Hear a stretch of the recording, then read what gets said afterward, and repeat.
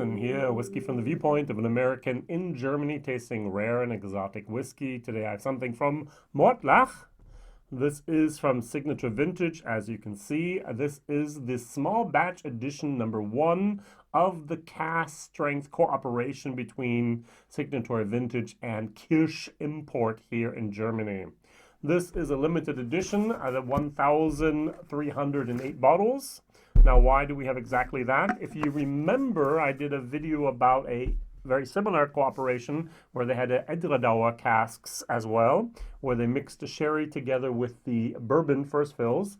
In this case, they took one sherry finished butt with about 477 liters and mixed it together with two refill hogsheads, with probably each about, after 8 years, maybe 200 liters each. So, and those three things together, mixed or blended or married or vatted as you'd like, created this. I actually know the numbers of the refill hogsheads. They were 314-4423 as well as 314-4321. All three of the casks were actually distilled on the 4th of June 2012, and I have bottle number 19. All that information is in the back of the label. Excellent, excellent. It says natural color at the very front, non-chilled filtered, 59.9%. All the information that a whiskey freak, geek, or nerd wants to have.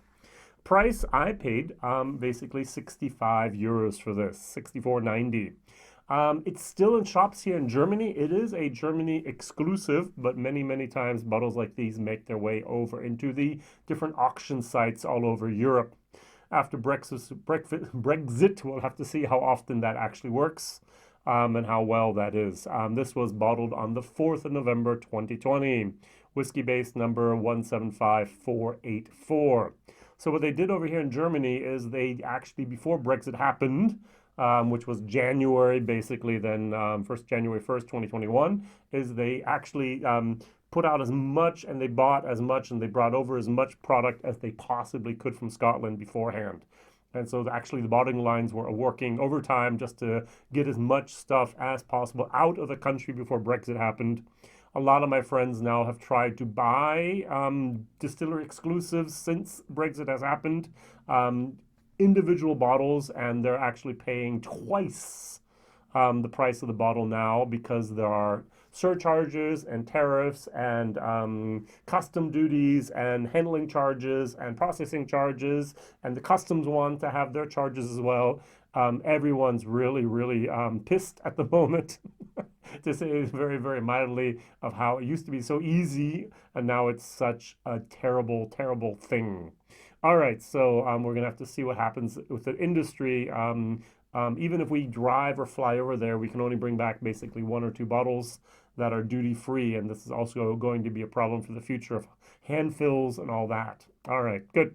We're not talking about Brexit. We're talking here about Mortlach, and I would like to compare it to, let's put this over here, actually a different Mortlach. Unfortunately, I only have the sample left. There's the bottle. This was a beautiful Mortlach. This is April, May in a glass. It's fruity, it's floral, it's just a beautiful thing.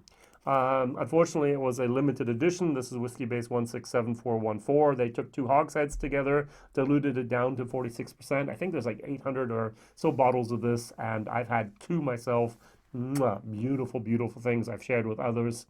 I did actually a blind tasting in German where I had 5 different Signatory Vintage bottlings, all at 46%, and 1 Kingsbarn, and this actually won. So this is actually absolute up my alley. This is my wheelhouse.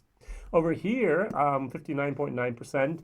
leads me to believe that this was not bottled, or this was not cask strength was not or what do we say, not cask strength, cask filling strength was not the typical 63.5%. After 8 years, we should lose about 2% per year. That would mean that it should be around 55-ish, 54-ish maybe. And at 59.9, I tend to believe that they may have put it into the cask at maybe 67% instead of 63.5. Might be wrong.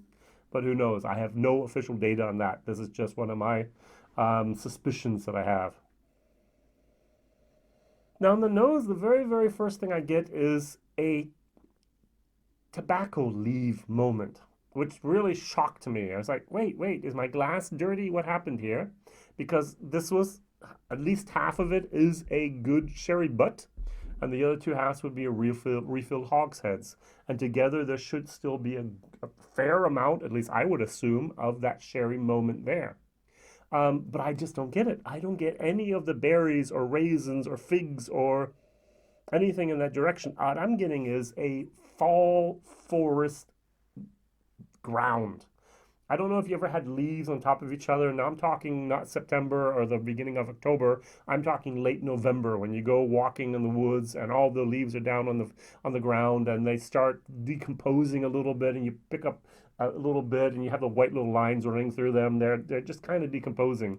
And that's what I'm getting here. It's not fresh cut grass, which I had with Glen Brenton from Canada, where it was like, oh look, this is fresh cut grass that's starting to decompose. These are actually oak leaves. This is very, very unique. This is interesting, but not my wheelhouse. It's a dark. If Phil over at Whiskey Mystery Heap does the paintings, I would use browns and I would use olive greens and I would use a little bit of charcoal gray.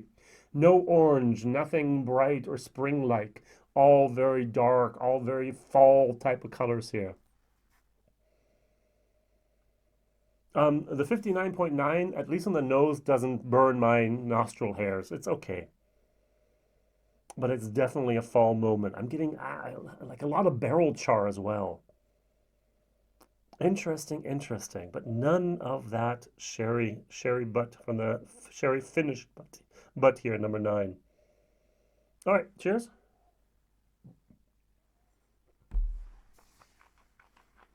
Mm. Mm. Mm. Mm. This actually should demonstrate the hotness of this whiskey. It's hot. Almost put tears in my eyes, hot. My tongue is still tingling, if not burnt. It's a young 8-year-old whiskey with a lot of active alcohol still in here. There's nothing round and smooth and silky about this one. This hits you, gives you an uppercut. And then the finish is still those. It's a fall day. Hopefully you've raked your leaves in the fall, and that fall, that smell, that it's that taste. It's an unique. It's an interesting. It's a not my type. Not what I'm looking for at the moment. Type of whiskey.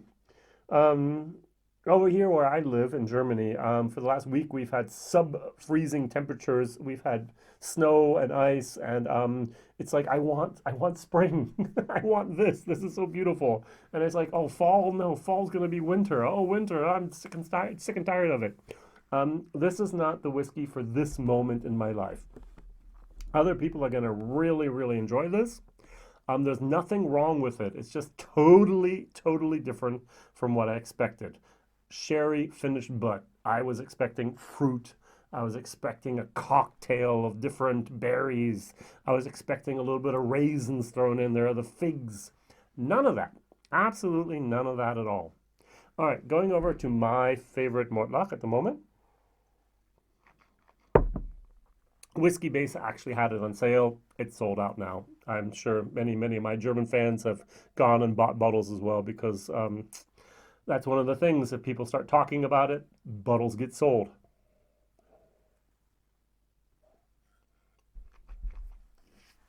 Hmm. Hmm. Hmm. That's one of the best Mortlachs I've ever had. The Mortlach 12 I did not like. The Mortlach 14 from the Tribal Retail I liked a lot. I like this even better. It's got a great mouthfeel. It's got a vibrant, fruity type of floral type of spring moment in there going on. It's got some depth and complexity and just really delivers from the beginning until the end. Very, very nice. This is a totally different beast. So 59.9% means dilution. I'm going to try to dilute it down to about 50%, maybe 48, and somewhere in between there. Doesn't do much at changing it. I do get a little bit more of a barley sweetness, which I did not have before. But I have a fall day in the glass. It's like NFL Sunday. Before you watch the game, you have to go out and do the leaves, bag the leaves.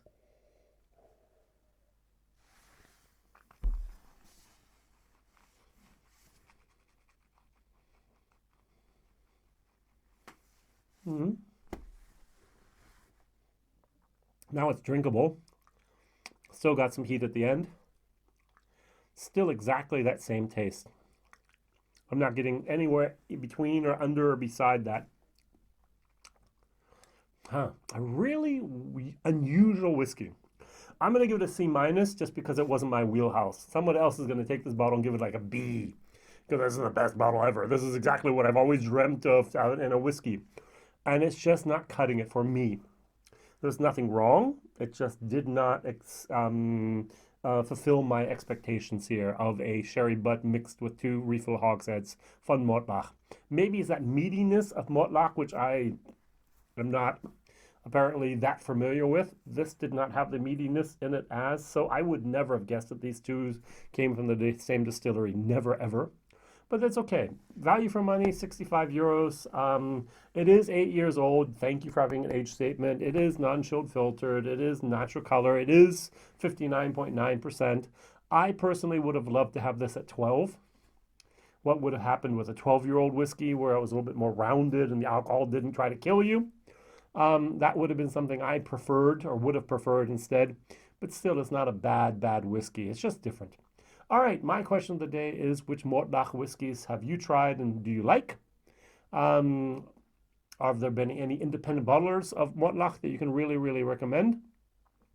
And I would ask you please to like, to please to share, to please subscribe, to please tell others about this crazy guy over here in Europe tasting whiskey you'll probably never ever see.